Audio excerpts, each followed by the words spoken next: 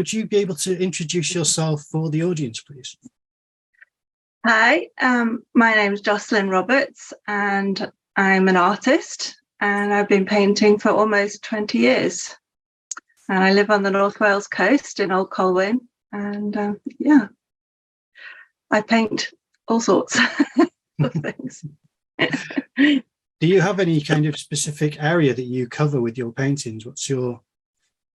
I mostly do still life pieces. And I do a lot of seascapes and landscapes. Yeah. What do you enjoy most out of those two, still life and landscape? Oh, it's a tricky one, because I enjoy landscape because I'm painting plein air outside, and you have to be quick and just, you just end up painting with what you've got in front of you, really, and you have to be quite confident in your brush work and your colour mixing. The studio still life work is a completely different beast. I can really slow down and almost see it as studying, and I can set it up. I set them up in daylight, so I do have to be quicker than a standard person, because normal people would set them up with a lamp. So you've got a very static piece of work, and you can work on that all day because nothing changes. Whereas I actually love the daylight colours, so you have to be fairly quick because the shadows change. But it's still slower than standing outside in the fields or wherever painting. It's a more intimate way of painting.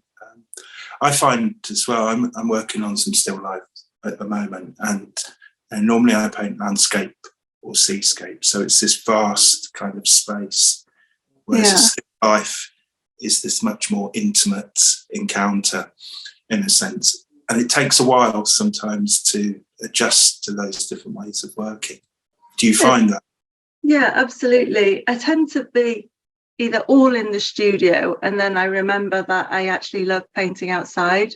So I go and do some, and I think, why am I not doing this all the time? So, and obviously it depends on the weather, and it depends on my current exhibition as well, what it is I'm working towards. So other things kind of factor into what pushes me to do more of. Yeah. When I became familiarised with your work, it was in 2018 when you did that series of sky paintings, one every day for the whole year. Is there anything where you started off doing that, and then by the end you kind of, something had changed as far as you'd either learned something or something had just altered in your practice in that time? Well, I started doing that as just to get better with my practice. I was told, if you want to get good at something, do it every day. So I thought, okay, I'm going to stand outside my studio and I'm going to paint the same bit of sky and see how hard can it be.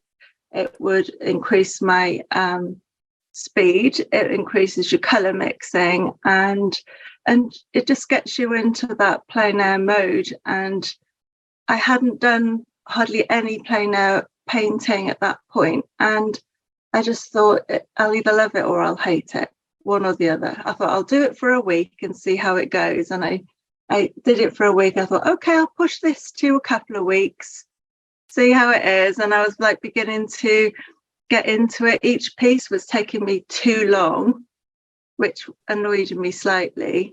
And I foolishly told everybody on Facebook how exciting it would be to do it for a year.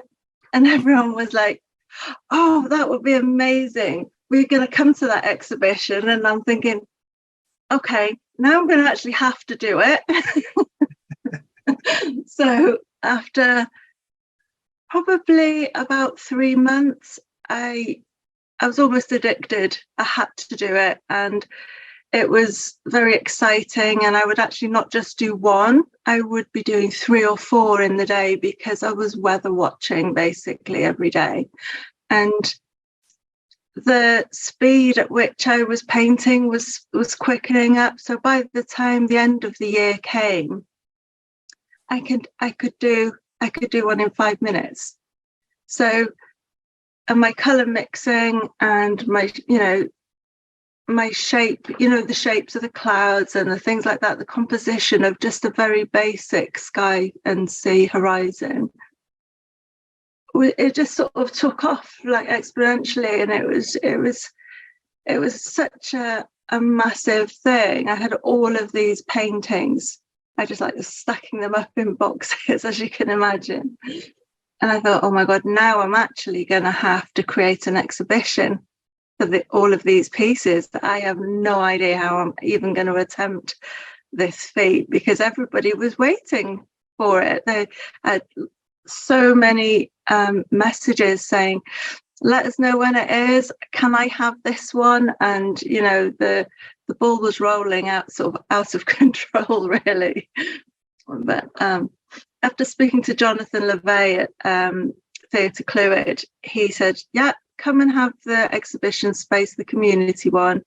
Let's figure out how we're going to do this. So that's what I did. I ended up framing them all myself and mounting them on monthly boards. So they were framed in various ways, sort of between, 1 and sets of a week. So, there were a variety.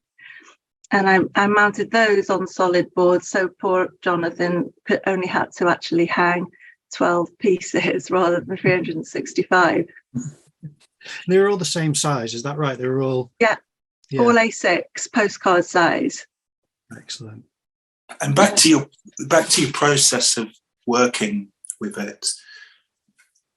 When you start sort of having that relationship with the sky and with the landscape, mm-hmm. it does become you become much more synchronized with it and much more free flowing with how you paint. And I think with plein air painting, when you first begin, there's so much to take in. You've got this whole sort of panorama, and you think, well, where do I focus? Which part of it? And it can be quite overwhelming.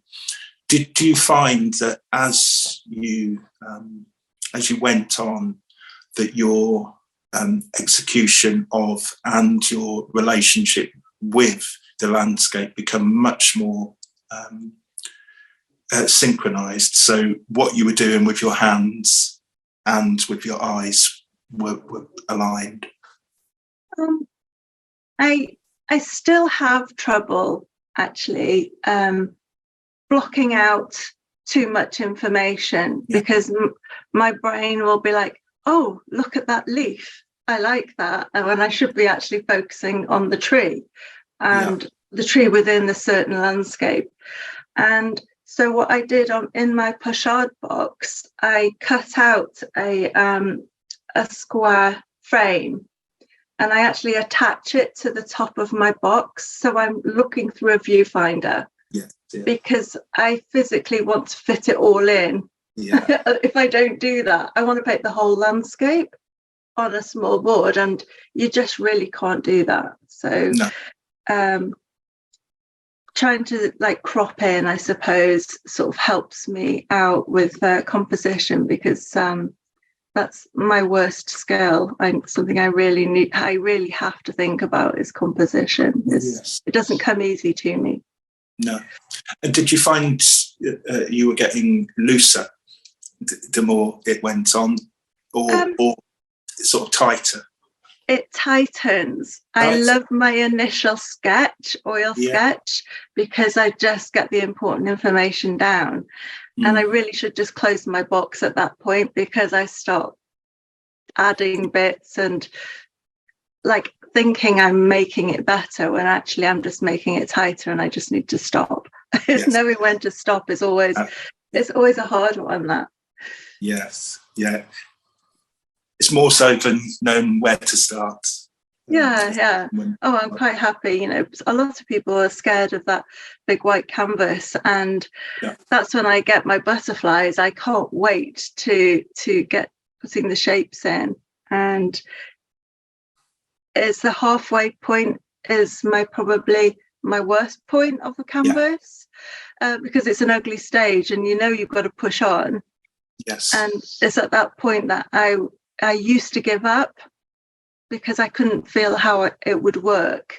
Whereas now, I try not to think about it. I think, right, okay, go and have a cup of coffee and come back to it, and then carry on as though you're starting again. And, you know, you get through to the end of each piece. So, you sort of, if you step back and you have your coffee, you see it with new eyes again. I think sometimes when we're so close to a painting, we really can't see it. So stepping back and then coming at it afresh, it can give you that sort of boost to. And I look through a mirror as well to do that, and I'll take a photograph of the painting as it is, and sort of just sort of checking, almost surprising myself by looking over my shoulder, you know, with a mirror. Is it what I think it looks like? Because you get sort of almost colorblind. Sorry. I was just going to ask, is it the colors, is it the tonal values, what usually becomes that sticking point in the halfway stage of a painting? I'm not sure, to be honest. I think what it is, as you start, well, for me, I start painting by adding, I just put in the shapes tonally, in a sort of a medium colour, so it's not the super darks and it's not the lights, but I'm sort of just placing shapes. So, and that sort of takes me quite a bit just to get the shapes and the drawing of it correct before I sort of actually start properly painting. And that's the halfway point for me, because after that I'm confident, and it's deciding that that's correct is the halfway point, and where, you know, I could fiddle about with it and sort of change angles and composition, but after that, you know, you can sort of really go in and get your tones right. My color mixing that's part of what I love, is mixing a color. So that's never been difficult for me, but getting it to look right compositionally is a mathematical thing. I mean, I don't think my brain works that way. Yeah, I can understand that. It's a difficult thing. And going back to the question that Simon asked, it's just something, isn't it? You're not quite sure sometimes what it is, but something isn't, you know, it isn't quite right, or it needs that extra something. What I often do is we'll take a photograph of it and then just turn it around and then sort of just crop it in the photograph. And then the next morning, I get on my phone and look and think, that's not too bad, actually, you know, whereas, you know, it's the last thing, I didn't want to see it ever again. So you're talking about sort of the composition there and getting it right. Do you see that really as the sort of the scaffolding? Yeah, like the absolutely. On which everything else can hang. Yeah, it's the composition, but also the drawing. So and my drawing skills aren't brilliant. I'm a better painter than I am drawer. I tend to be very lazy and do a quick scribbly sketch just because that's the initial idea.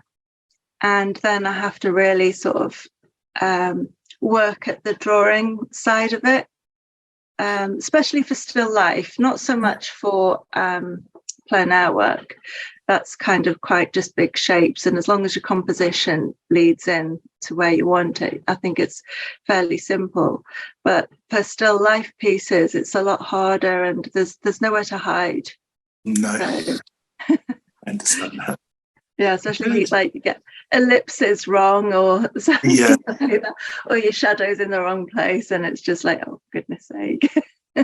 I came across this idea in university, and this may not be the case, I'm not sure, but I've heard that it can be based on the energy that you put into the painting. So if you are feeling kind of, because it made me think when you were saying about the drawing being quite loose, as though that stage might be a bit more impressionistic and scribbly. And I've heard that the painting can really capture that energy that you've injected into it as well.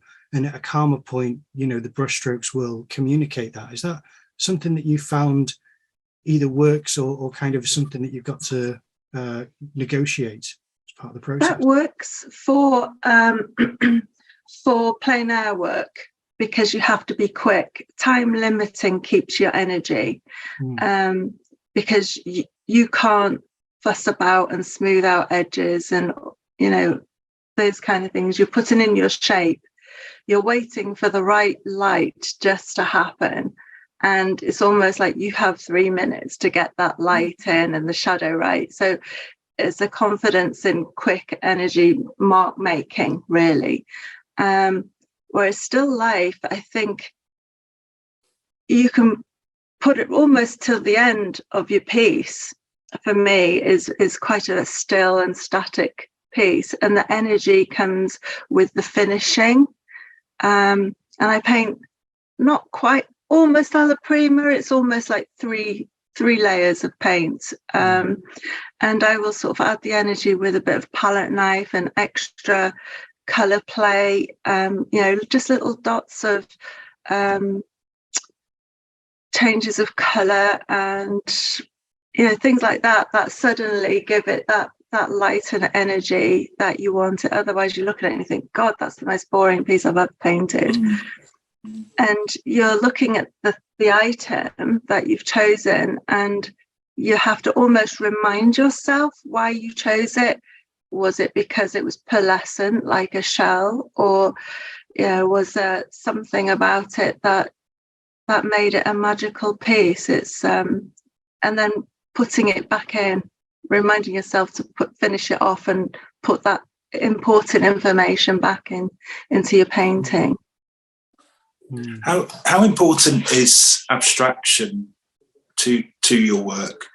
I mean, all art is abstract in a way. It's taken from something. But you were talking there about having, you know, if the composition and the drawing is the framework or the scaffolding, and then once you feel you've got that right, and I agree with you. There's that. You look at it and think it's lacking that kind of energy. It's slightly boring. How important then is abstraction to you, that you go in and you add those painterly elements that says this is a painting and not just a representation of what I'm seeing? Yeah, absolutely, hugely important, because I do look around and think, you know, the hyper realistic paintings are clever and beautiful, but there's something lost in it. And a scrape of a palette knife, or, you know, a really decent blob of paint, and you can see the brush marks. And from afar, I like my work to look fairly realistic, but up close, I want people to see the paint mixing with each other, and there's, you know, almost sculpt edges with a twist of a brush, so you're leaving a really good dollop, and up close you have no idea what it is, because it's just, there's so much going on, which is so subtle, but for me is massively important to see that it's painted. And it gives it, like you say, it gives it that painterly feel, and it shows the workings of it. And I love that as well, that looking at paintings close, you see those, you know, little scrapes, little brush marks, scrapings back, you know, reworkings. And yet from a distance, you walk in and you see something, but then close up, it shows its own history on the surface. Absolutely. you know, when we look at art ourselves as artists, we want to see how it's done, but then sit back and think, if I buy a piece of work, I never want to be bored of it. So it has, for me, I think, well, if I create something I'm not going to be bored of, then it's helpful for other people. And I think the more layers and interest and different things that are happening within the painting, the more you have, the more interest there is. So, you know, it makes people stand still in front of your work and think, how the hell has she managed to do that? Or, you know, why would she consider putting a big blob here or just a dash of red as a final finish? To me, that's the exciting bit. So and the important bit. The artwork it sort of remains alive in that sense. I think with photography, that photography just captures this moment in time, and it can do it very, very well. But a painting, like you say, it's always sort of unearthing its own history, and even though it's this image of something, a moment in time, which is mixed with the artist's imagination, that you can go and look at it close up and think, you know, why did she put that blob there, or was that on purpose? So that dialogue continues. Definitely. Atmosphere into a painting as well, because that can be something which leaves some paintings feeling a bit more sterile. Is there a way that you've learned to inject some of that? Because I always feel like the impressionistic approach to painting, or, you know, the kind of expressive brush marks and palette knife touches that you've mentioned can make that difference between a fragment of a second from a photograph into a more living environment of a painting. And how is it you've kind of noticed you've achieved that? Is there any kind of ways that you thought, this is a reliable technique for injecting a bit more life into this still life than something which is frozen in time? I think is how you set it. For me, how I set it up is that initial nugget of information that makes me need to create the atmosphere in a painting. So if I recently I've done a few sort of fruit pieces, just ordinary fruit still life, and set it up in a very cool northern light, and it muted the colours and made everything soft. So that then informs how I'm going to paint it. And you know, there's no hard edges, and it's just all soft and cool, and it's sort of, that adds its own atmosphere. For me, everything is about the quality of light. So, you know, I could set things up in bright sunlight, and then you have the really energetic shadows, which are really strong and very clear to see, whereas northern light is very soft and gentle. So it just informs how I'm going to paint it. So whether I'm doing a really hard edge or a really soft edge or completely lost edges, you know, whether I blend anything or whether I finish off with a palette knife or not, you know, it's all about the weather for me. It's everything, whether I'm doing a still life, the weather is still informing what I'm doing. So, and that's where the atmosphere is coming from, or the scene, it's that moment and that light. Absolutely. Because I paint ordinary objects, something else has to come into the factor, you know. My choice of subject is kind of very strange for a lot of people because of what I choose. So I have to have more than just what it is to make it more than just what it is, if you know what I mean. I paint such ordinary things, and if I want to make it extraordinary, which is what I want to do, the extraordinary bit has to come from the light, and so which then informs what color I use. And yeah, it's a tricky one, isn't it? Still life. Yes. And do you find that you, when it comes to colour, with plein air painting, for example, I mean, it changes all of the time. Yeah. The light changes, everything changes. And similar with still life as well, because, I mean, the light, and it's just very filtered light coming through my studio window. But I've got a cactus pot over there, and it's changed 3 or 4 times. Do you trace that light in that sense? Do you follow it as it changes? Or do you sort of say start with it and say, I'm going to stick now to this light that's part in my memory? It depends on the weather. Yeah. If it's just like if the weather's quite static and not changing, then I usually decide from the beginning that's what it's going to be. Mm-hmm. But sometimes, like on sunny days, you get a cloud pass and suddenly it cools and then it's back out again. And it's almost, I wait until the end then to think, actually, as it's building, I think the strong light maybe works better as I'm going along, or then do I pull back and actually keep it soft? So yeah, it depends. I suppose that's the problem of not setting up with a lamp, which I have tried and got completely bored of. Yeah. Do you ever, with still life, work from photographs? Now, I must admit, I do. So I will set up a composition, and then I'll take loads of different photographs of it. I'll still work from the still life, but often have these like static images, just in case. Do you ever do that? No, because I'm rubbish at taking photographs. I'm really, really bad at taking photographs.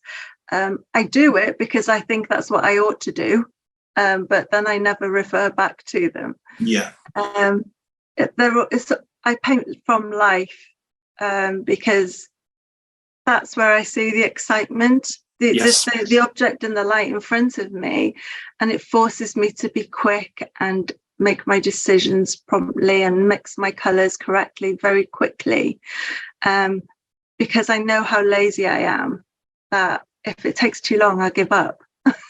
Whereas if I'm using a reference picture, I just labour over it. I have tried in the past using other people's reference photos, and I'm looking at it and I'm just thinking, oh, why did I even do this? Because there's no life. That's not the excitement for me.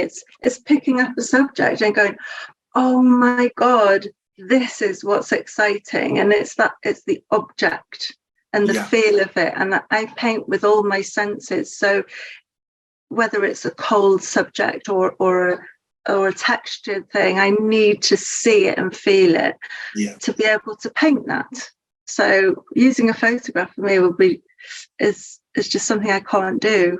No. So. And I think you're right to do that. And I teach painting, so often I'll do a little test where sometimes we'll work from photographs and then work from a photograph scene. We look at it for 2 minutes and that's it.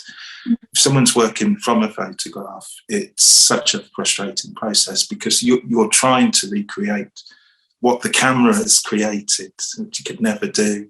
So looking at these sort of lines and precisions. Whereas if you're working from life or working from memory to some extent, which you are when you're working from life, because you're looking at something and then you're looking at your canvas. So there's that 2 second, 30-second memory that you have to rely on. Whereas if a photograph is there next to you, it's sort of the opposite of painting in many ways. It's reproduction, and one can never reproduce really what a photograph is. I think it stops people from learning to look as well. You know, a subject is always going to be flat from a photograph. Whereas, you pick up a shell, for instance, and the edge, it disappears around the corner.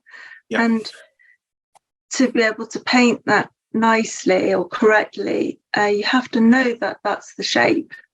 Whereas I think it's almost like you're missing some of the steps in between for looking and learning to paint if it's from a photograph.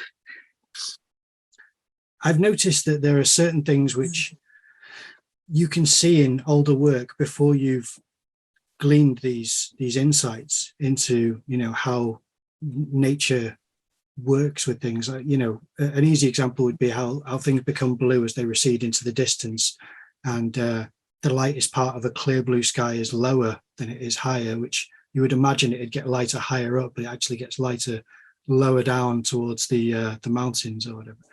Is there anything where the soft edge was a great example. Is there any other kind of example that you can think of where you think, if it weren't for hours of, observation and disciplined kind of meditation on this object, you wouldn't have really even seen this detail?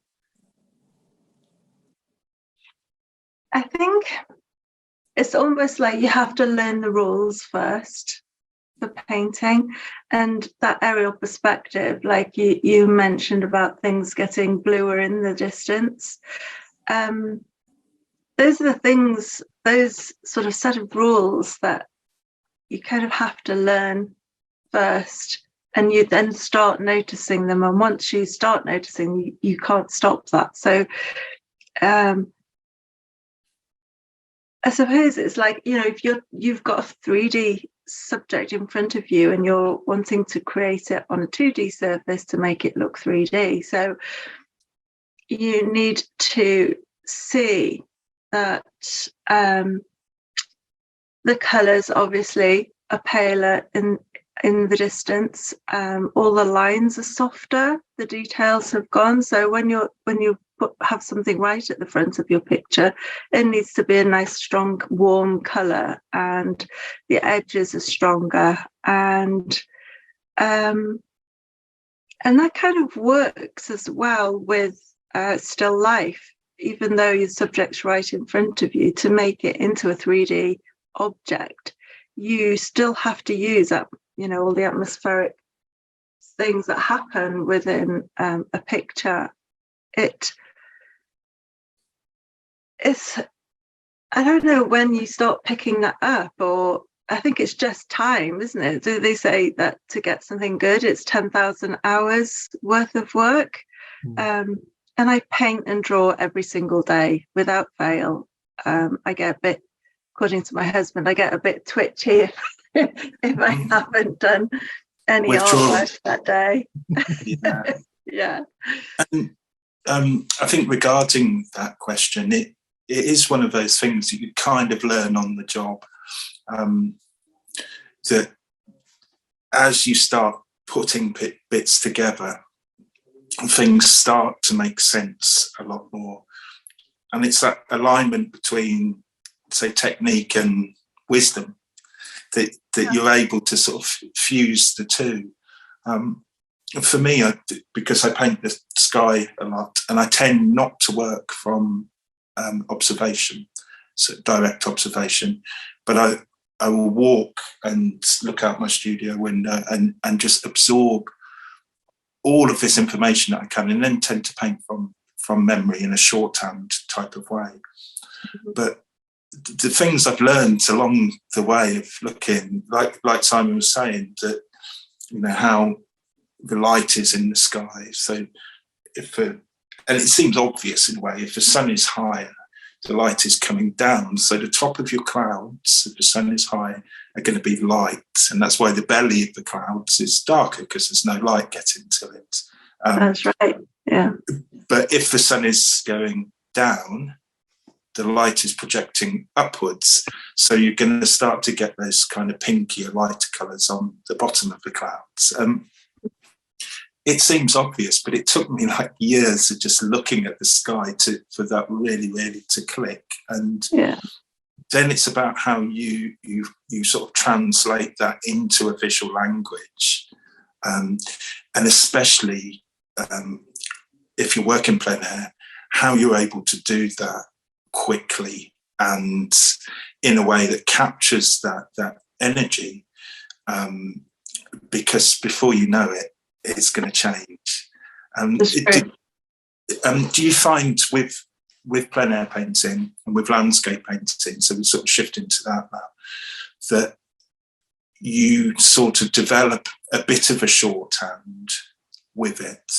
So like I was saying, that, you know, for me, I work very impressionistically, but from my memories image and not so much the actual the scene.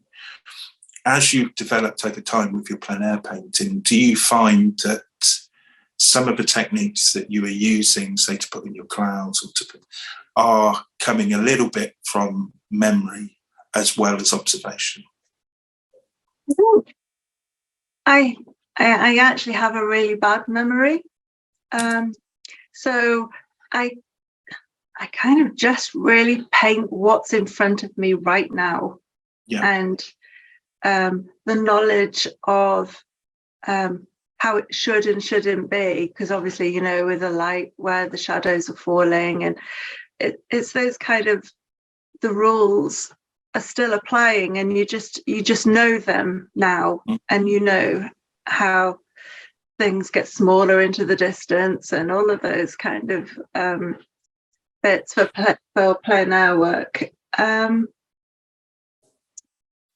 You do. You just know the rules. Yes. As you do it, the more you do, the easier it is, and therefore you don't have to think. That's the one thing that happens for me in painting, is that I'm not thinking. I'm just doing. I'm just responding. I'm not even recording. Which I've always thought was the difference between certain types of painter, whether you record what's in front of you, which means you're adding all of the details, or do you respond? I'm responding to what's happening in front of me. So, you know, if the clouds suddenly drop the rain over the horizon of the sea, you know, and it just falls, it's like a cloud. So, you know, why not just do that with your brushes? You just, you know, you got your cloud that's there in front of you, and it was fine, it wasn't raining, and then suddenly the clouds dropped. So, you know, you just pull that colour down to the sea. And I've always sort of painted in a way with how it's happening at that time. So if, you know, if the wind's blowing across, then my brush marks will be going in that direction. And that for me is how I paint the atmosphere and the weather, and, you know, what's happening in front of me, is to actually do what it is that's happening. You know, like painting the sea, you know, you push it forward and pulling it back, and you know, you're crushing it over. And I suppose it's quite a physical thing, isn't it, that, you know, when you're painting outside and the trees are moving, so why are you not moving as well? You know, I've watched other people painting, and I don't understand how they do it, because it's not how I do it. And then you start questioning yourself whether, but we all do it in our own way, don't we? So yes, and that's an interesting point, because you know, when it comes to, I mean, you can watch loads of tutorial videos, you can read books on, you know, this is how you paint a tree, but I think you always remain sort of restricted within it. The only way to do it is to find your own way, and there's no right or wrong way of doing it. That's right. And you can enter that, as you were saying earlier, you know, when you're in that zone, you sort of enter this flow state, and there, with your brush, you're sort of one with what you're creating, and the environment as well. It's a beautiful thing. It is, and I feel sad for people who have never entered that flow state, Yeah. Because it's just, that's the magic, because you're almost not in control of what you're doing. You're just putting the paint down in the way it needs to be put down.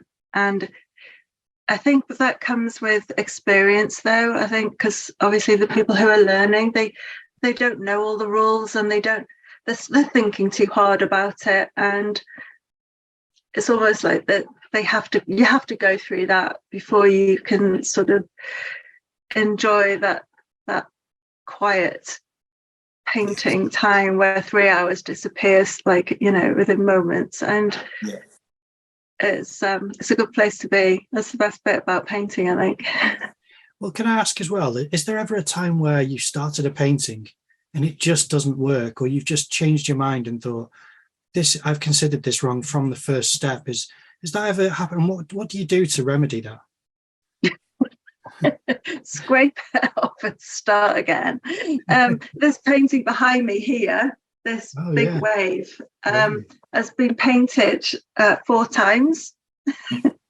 And it's been like about 4 years in progress. Yeah. And for me, that is the longest time I've ever painted, because I've done it and I've walked away from it, and I come back and it's just not working. So I either let it dry or I scrape it off and start again. And I've done that so much. And this last time, because I really wanted it to be part of this show, I almost thought, right, sod it, I got really angry. I thought, this is ridiculous. How, what the hell is going on here? Because I know what I'm doing.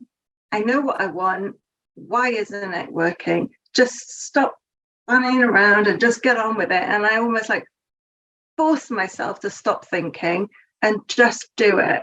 And then it just suddenly worked. And I'm like, oh, thank goodness for that, because it's taken long enough, But I have a painting that I started in the week and it's just really rubbish. So that'll just get scraped down and sort of washed off with a bit of turps and reuse the board.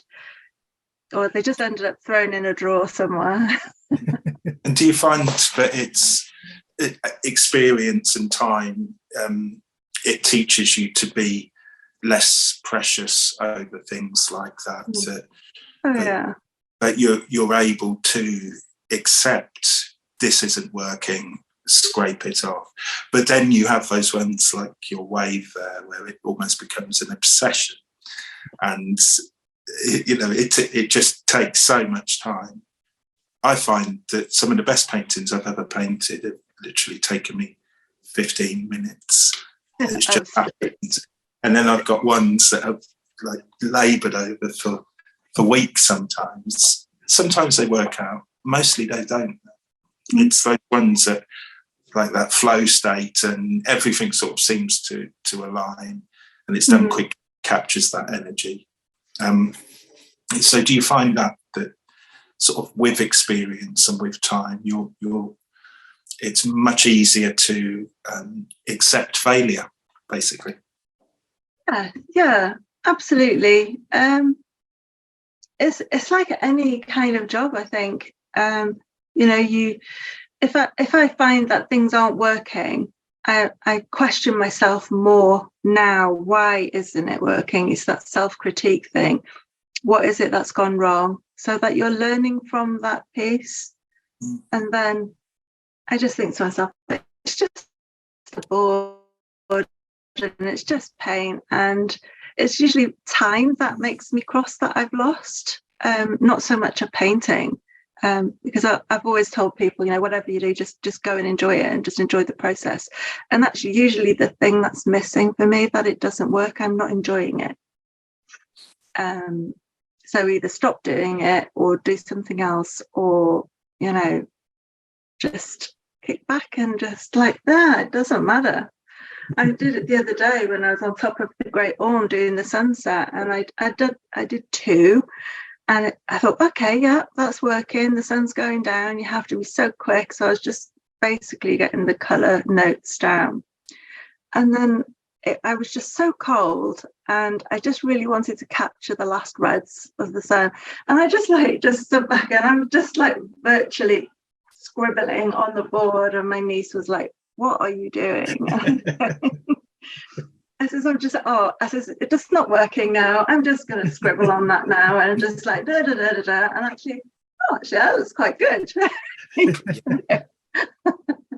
have to enjoy it. That's the thing. You're freezing to death and there's flies stuck in your paint, and everyone thinks, oh, what a lovely job it is. And it's hard work. And you're just like, oh, just stop being silly. And suddenly something happens and you think, oh, that works. Yeah. Well, with you, I mean, going back to your wave painting, I was just curious as well, is that because you don't use as much photo reference and you're out doing plein air, how does that work with something which is so in motion constantly and so, you know, ever changing, to try to capture a fragment of a second with this, you know, swell of a wave? How is that going to be, like, you know, for years as well, to try to, I mean, do you go back and try to see this ever changing crashing wave and swelling waves? I'm always at the beach, and you learn how the waves come. Every seventh wave is a big one, and certain beaches produce certain waves depending on the depth of the floor of the sea. And obviously weather state helps that as well, and I'm a big weather watcher.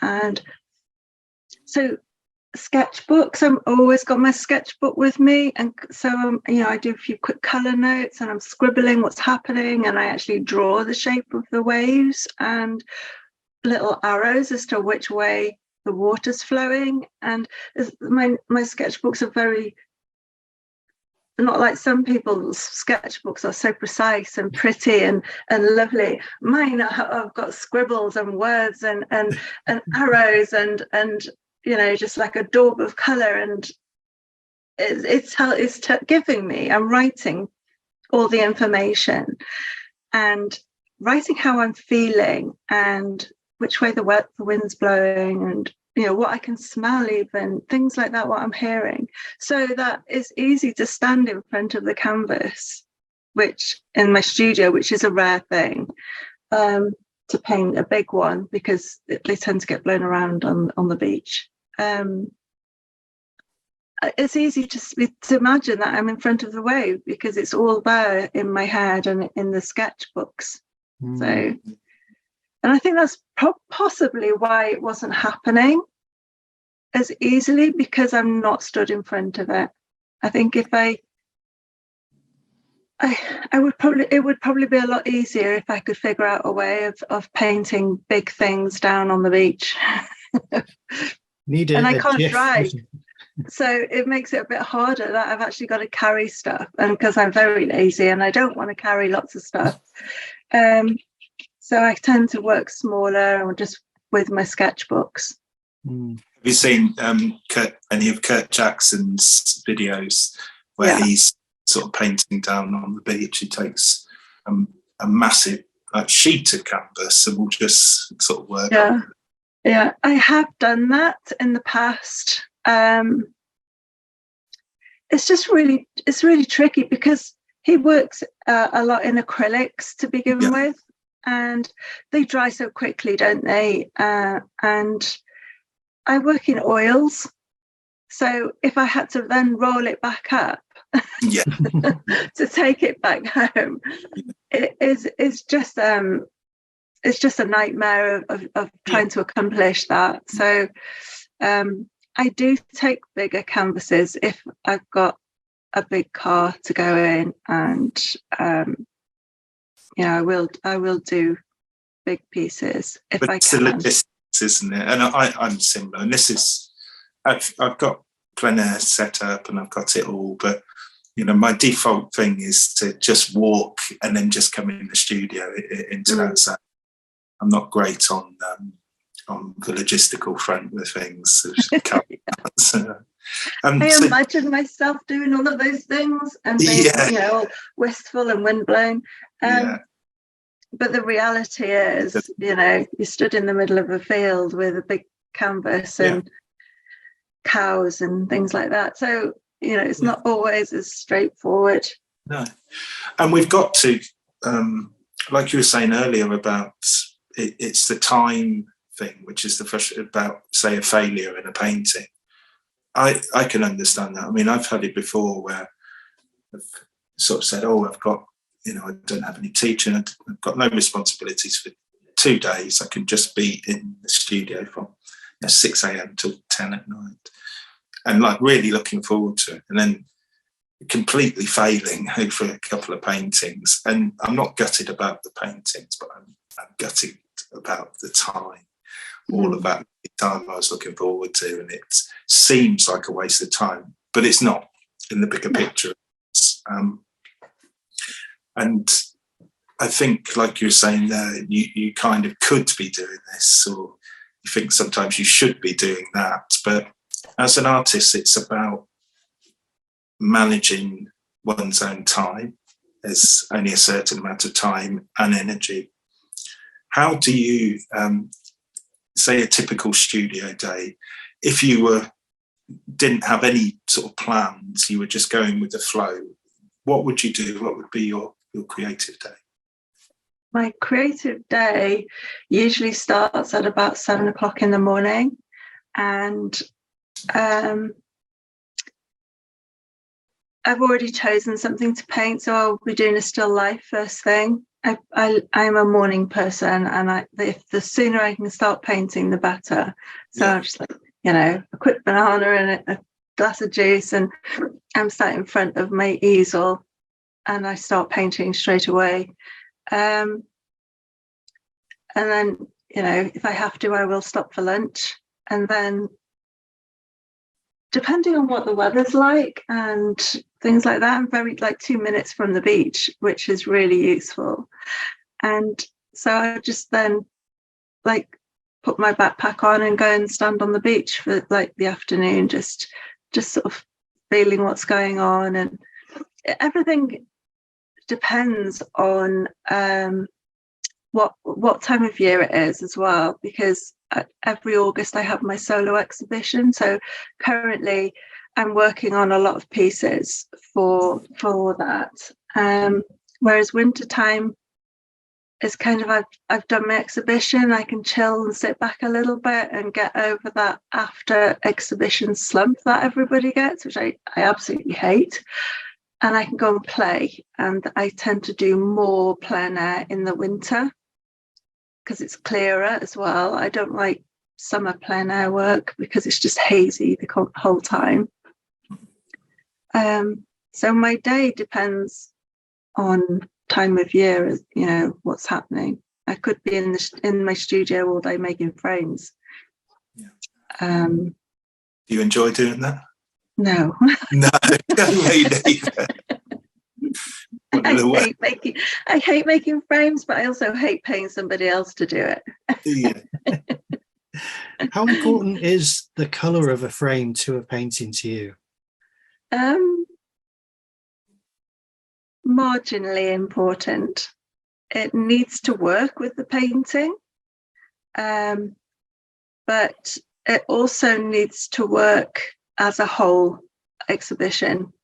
So it needs to be cohesive and not have random odd colours of, you know, things.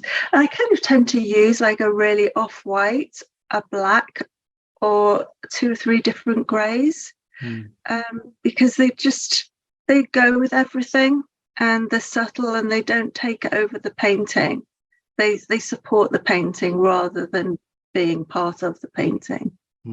So yeah, because I've found that the same picture in 2 different frames is massively different. It just shifts all the tonal values around depending on what the frame is, how it's reacting with the palette. So have you found that you will know that a certain, you know, palette that you've used for a series of paintings will then be complemented by white as opposed to black, or by grey as opposed to anything like that? Yeah, it tends to be, for me, it tends to be decided on the sort of background of the painting.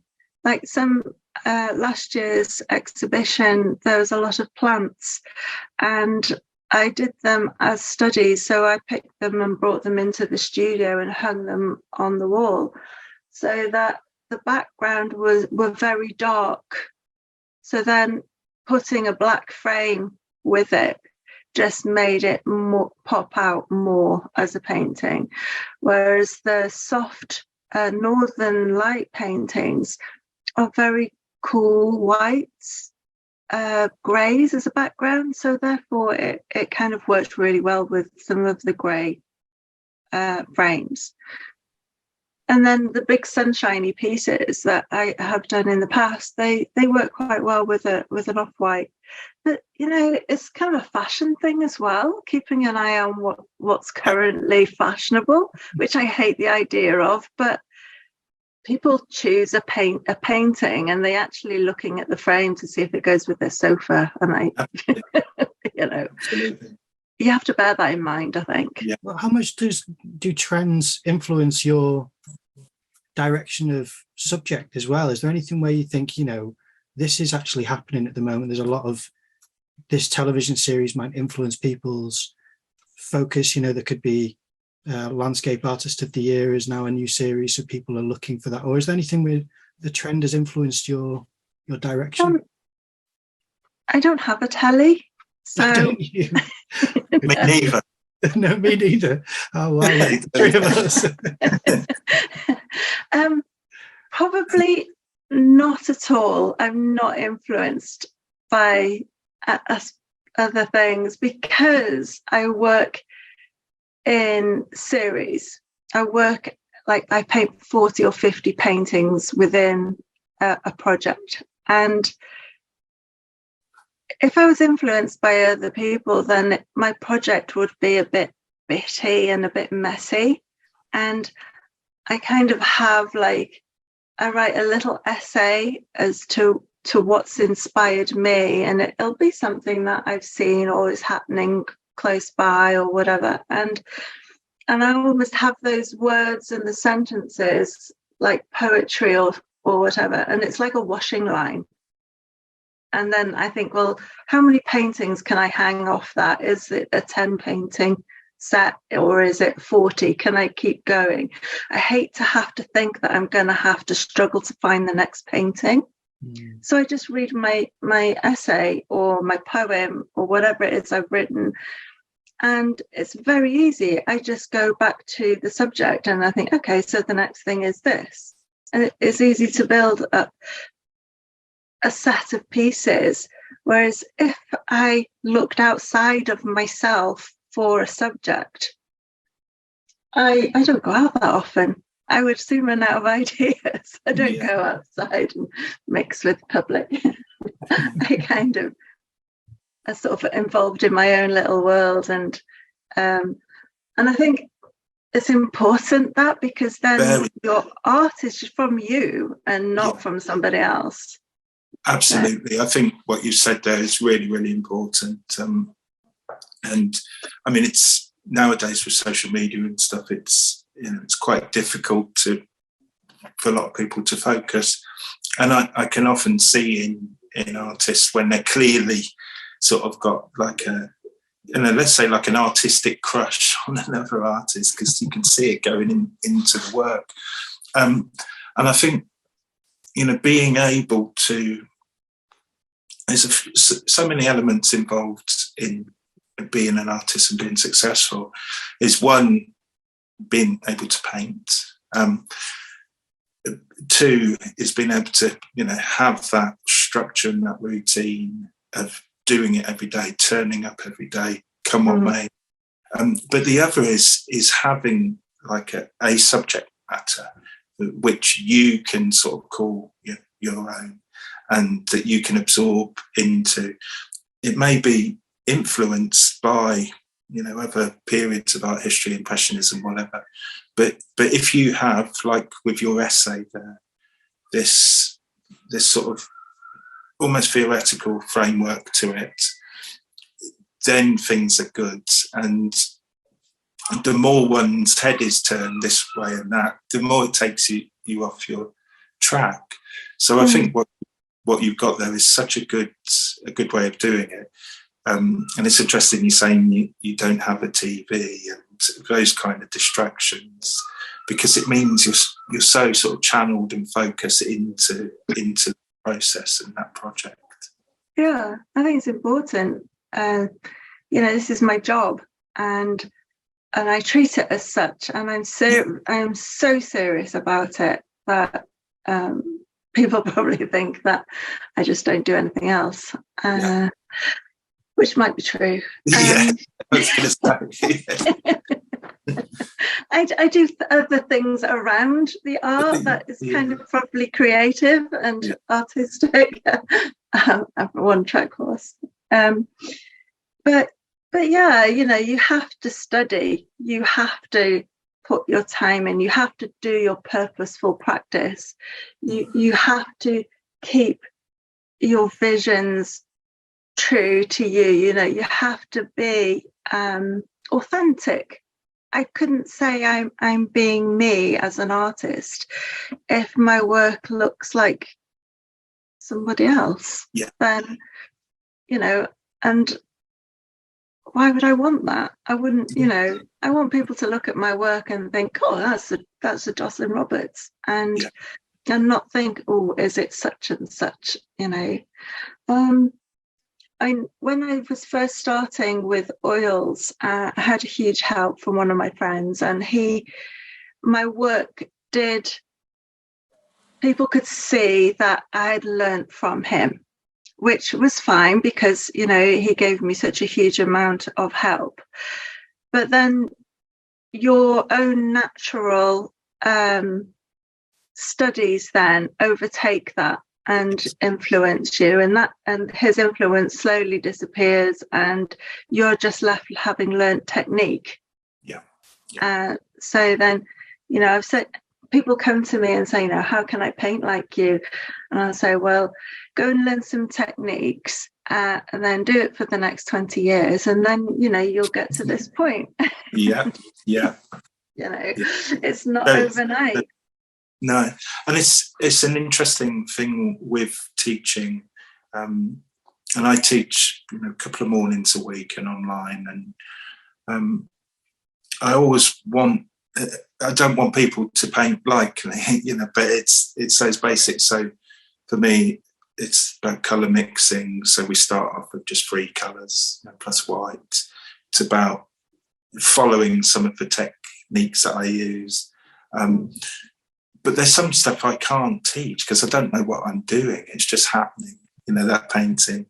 So I think going back to those fundamentals and those basics. And if someone asks you, Jocelyn, how do I paint like you? You give that answer. You learn those basics, and then you spend.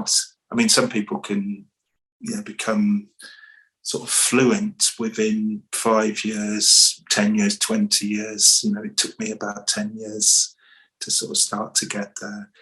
But there's only one way to get there, and that is to get rid of your TV and literally 7 days a week on doing it. Absolutely.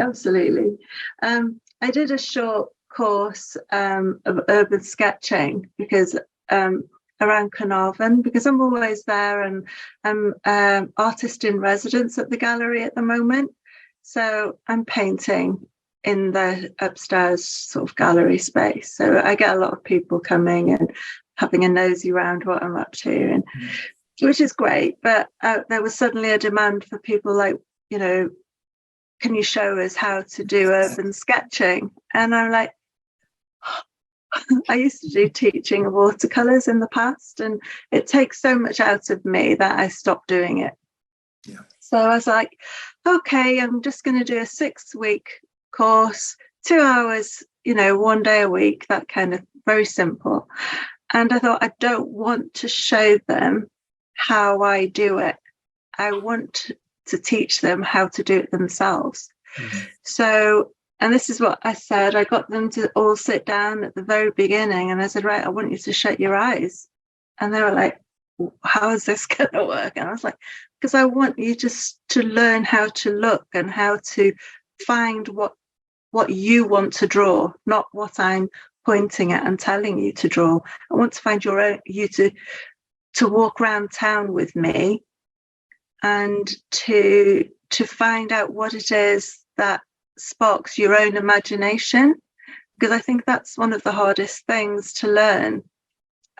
Techniques are easy, you can YouTube everything and just pick up techniques, and it's what you want to paint, I think, is the thing that's the hardest to learn. So I just got them to sit down and sort of take away one of their senses, and I say, right, okay, what can you smell, what can you hear, and sort of, speak out, tell me what it is that you can hear. So they were all doing this and giggling and thinking it was quite funny. And I said, right, okay, so after you've done that, when you open your eyes now, you're going to be looking for those things that you've noticed with your hearing, just to because that's how your brain works. And so then we're going to start walking through town, and I said, and we're going to have almost like a 5-second stop, and I want you to just zone into whatever's catching your eye. It could be a bollard, it could be a wall, it could be a seagull. There's around town, there's the world's your oyster, really. And I just want you to just draw the outline, the shape, with a pen. So I got them in a biro so they couldn't rub it out, and just going with that, and just walking, listening, smelling, seeing, and just giving them moments to actually start sketching in their books. And they were all drawing different things, which was instantly really gratifying for me, because it was that was the thing I wanted them to start off with. I can show them techniques till the cows come home. Yeah. So everybody's got their own. It's like handwriting. There's, if you say, oh well, you draw it like this, there's no point in doing that in a way. I'll often do a demonstration. Well, I always do a demonstration at the beginning of the class, and I tend not to say, well, now I'm using the palette knife like this and like this. I'll just do it so people can see it in action, and then get them to do their own thing. But everybody, we could be working from the same scene. Everybody's is completely different. There's none exactly the same. And it's that encouragement of individual handwriting style. Should we talk about colour palettes? Okay, that's fine. So mine's really basic. Okay. I use 2 yellows, 2 reds, 2 blues, and white, and burnt sienna. Yeah, and that's about it. So it's a warm and a cool of each. And so what are your 2 blues? Cobalt blue and ultramarine blue. Oh, right. Okay. Interesting. It used to be cerulean instead of cobalt, but it was suddenly very hard to get hold of, and I swapped it out for cobalt, and found I actually love the colour more. Yes. Than cerulean. And with cerulean, it depends, because there's 2 different types, isn't there? There's the Winsor and Newton cerulean blue, which is it's slightly warmer, and then you've got the other cerulean blue, which is tending to lean much more, and Michael Harding and others use it. It's leaning much more towards a greenier type blue. Yeah. Whereas cobalt is kind of just in the middle. Yeah, it's a nice mix. It makes a lovely greys. Yes, yeah. How about your yellows? Yellow is cadmium yellow light. Yeah. And lemon yellow. Okay, so they're still both. They're both kind of on that cooler end in a way. Yeah, I suppose it depends what you're painting, doesn't it? But those are the colours that I started out with and haven't really moved on from. I do try to add other colours, but they end up just staying in the box. Yeah. Because I can make so many colours with that colour palette, then there's no need for me to find another one. Yes. So how about your reds? Cadmium red and alizarin crimson. Yeah. So is it like cadmium red normal or light? Just normal. Yeah. It's normal, yeah. Yeah. And do you find sorry. And a burnt sienna. Okay, yeah. That's what I was going to ask as well, because I will always do that. So I often work from a split primary. So I will use cerulean blue, ultramarine blue. Then I'll use cadmium red light and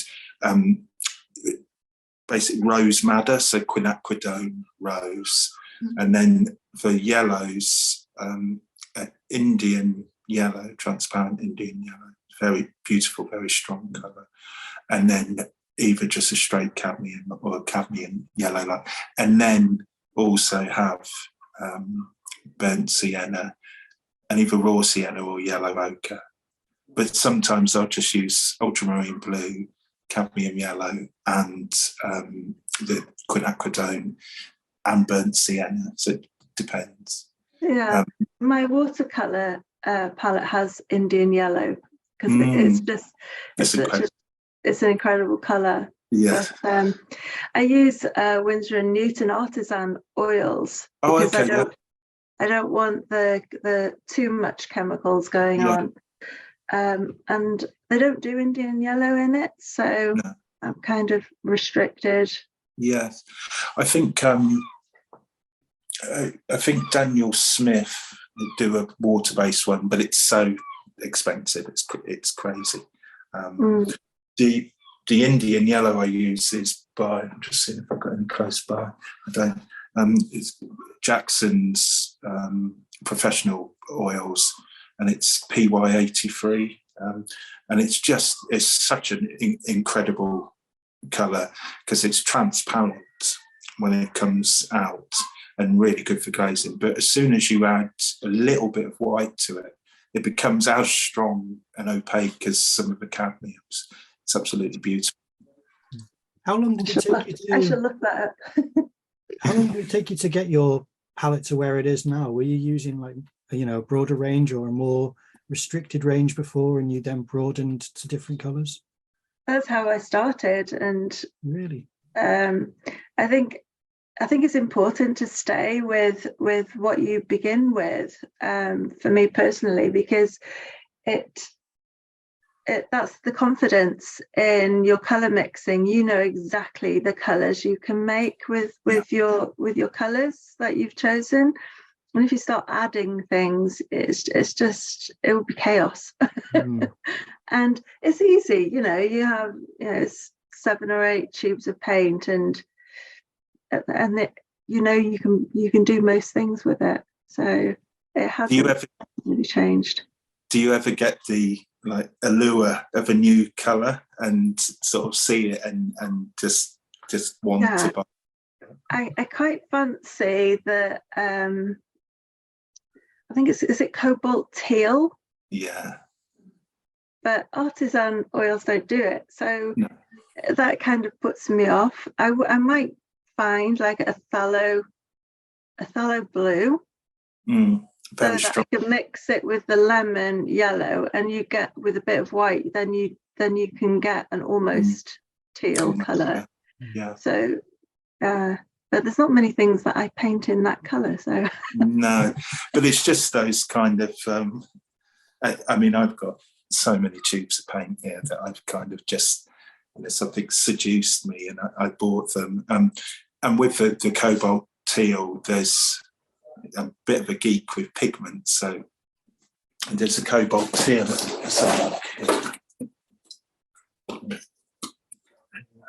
This one by Gambling, artist colour. This is like PB28, so it's the same pigment as was it PB29? I can't remember. The same pigment as cobalt blue, whereas the Winsor & Newton cobalt turquoise or teal is a completely different pigment. But this is just, it's absolutely beautiful. And that is lovely. Every now and then I'll do a sky with it, just because it's, you know, it's something completely different. But if you mix this also with, say, alizarin crimson or quinacridone magenta, the violet greys you get from it are incredible. Yeah. I can recommend it, even if it's just like a treat that you get out every now and then. A treat that every now and then. It's usually for things like water. There are certain elements of water, because water, when you're painting water, you're painting so many things. Yeah. You know, reflection and refraction, and what's underneath, and what it's, you know, what the sky is doing. That sometimes you need something more than what I've currently got. So I am tempted, but I know what will happen. I'll buy it, I'll play with it for a bit, and then it'll just go in the drawer. Because you know, your paintings have a palette, and that's recognizable, and you know, you can, nothing big or dramatic changes, only you know what it is you're currently painting. Have you tried, so do you thin your paints with water if you're painting with the oil, with the artisan? No, I just paint straight out the tube. Okay, yeah, because I mean, there are ways of sort of painting solvent free with actual oil paints. I'd done it for a while, where I'd have of all things, a pot of cooking oil, and if I painted with the oil, and then put the brushes in the cooking oil, and just then clean them out like that, and then just use some fairy liquids, and so there were no. I've relapsed into solvents. So yeah, I mean, I do. Depending on where I am, I think I started using them because of ease of plein air. I didn't want to be bothering taking terps out and about, and it's just having a bottle of water is really easy, isn't it? Yeah. But then I do clean my brushes with terps at the end of the day. You know, it's not that I don't want to do it; it's that I'm just lazy. Yeah, and you've got your method, and got it works. And I did buy some proper real terps the other day, and the smell of it nearly knocked me out. I've been using cheap stuff, clearly. It's a beautiful smell, though, isn't it? That it's not good for you, but I was watching a video on Richard's Instagram recently where you were showing a demonstration of doing a sky, and someone in the comments asked, how do you mix blue and yellow and not get green? And you'd said in his response that you use a pink in between at a certain point, which was an amazing kind of tip in something which is almost invisible. Is there anything like that which you've ever come across, Jocelyn, that you remember as a kind of thing where you think this is almost an invisible color that people can't see because of how it's combined with other colors, where it just sits in a place where people don't even see it? I have no idea. You're not sure? Is it all too swept up in the moment? Yeah, I just paint. I see the color and I mix it and I put it down. I'm quite instant painting, like that direct painting. I don't do any special tricks. Let me ask you a question. How, for say, if you want a real dark color, this is something as well that people ask me a lot. They say, well, I'm only using 3 colors plus burnt sienna. So how would you mix a black? Burnt sienna and ultramarine blue make the perfect black. Yeah, absolutely. Sometimes if I want to warm it up, I will add a bit of alizarin crimson, just to sort of take it, over to a redder side. But yeah, it's perfectly black, Yes, and you can with it as well. But and it's not a 50-50 mix. It's sort of more ultramarine blue, say probably 60-70% ultramarine blue, 40-30%, and you get that like pitch black right in the middle. But if you add more burnt sienna, you start to get into these warm, like mahogany light browns. Or if you add more ultramarine blue, you're starting to get into these sort of Payne's grey type territory. So and you can literally do a whole painting just with those two colours plus white. Oh, absolutely. It's my favourite grey. Yeah. Ultramarine blue and burnt sienna with white. But now I actually quite like my cobalt blue and cadmium red with white, and that makes a really lovely grey. And then a touch of cadmium yellow, and it's the perfect shell colour. It's like, it's just the most delicious grey ever. Because you would be getting like because it's in the violet scale, isn't it? So your cobalt blue and your alizarin crimson, and because the cobalt blue has got that slight kind of greenish tinge to it, it's never going to mix a pure violet, so it's within that range. And then of course the complementary to violet is yellow, so when you add that yellow into it as well, you're going to get even more greys. I think grey is probably my favourite colour, because after painting so many skies, and I had a whole week of pure mist where you couldn't actually see the horizon, you realise how many different greys you can create. Like today's mist is mostly cool. Today's mist has a warm tinge to it. And I do a lot of white painting, and none of it is white. It's all shades of greys and soft muted blues and violets and all of those things. It's exciting. Colour is a real passion. Excellent. Is there any exhibitions you have coming up where you'd like to announce to kind of? I have my next exhibition in Life Full Colour Gallery in Carnarvon, and it starts on, I think, the 15th of August. It's called Found, and it is things that you find on the beach. So every day I'm down there walking, and it can be something like a pebble or a shell, but it's also what people have left behind. The weird and the unusual, so still life, but it's also going to be a few, like, big waves. You find waves on the beach, and the odd sort of seascape, but it's mostly interesting still life exhibition. Oh, fantastic. So that's on for 6 weeks. Okay, brilliant. So and when is it again? 15th of August. I'll put it up on my Instagram, and it'll be constant. I'll be annoying with the advertising of it. I'd love you both to come over and have some, something nice to drink with me on opening night. Come say hi. Well, I'm quite local, so you can expect me there. Absolutely. I'm quite a long way away, but a good 5 hours drive away, so it's less easy access. My mother's Welsh. Weekend. I've got a connection to Wales, and I do go, but mainly South Wales. So what social media should people go to check out your work as well? Facebook, just Jocelyn Roberts. Instagram is Jocelyn Blossom Roberts. I'm on Twitter at Jocelyn Blossom, not often, but occasionally, and that's it really. Excellent. Well, it's been absolutely lovely talking to you. Thank you so much for being a guest. Thank you for asking me. It's been great. Thanks.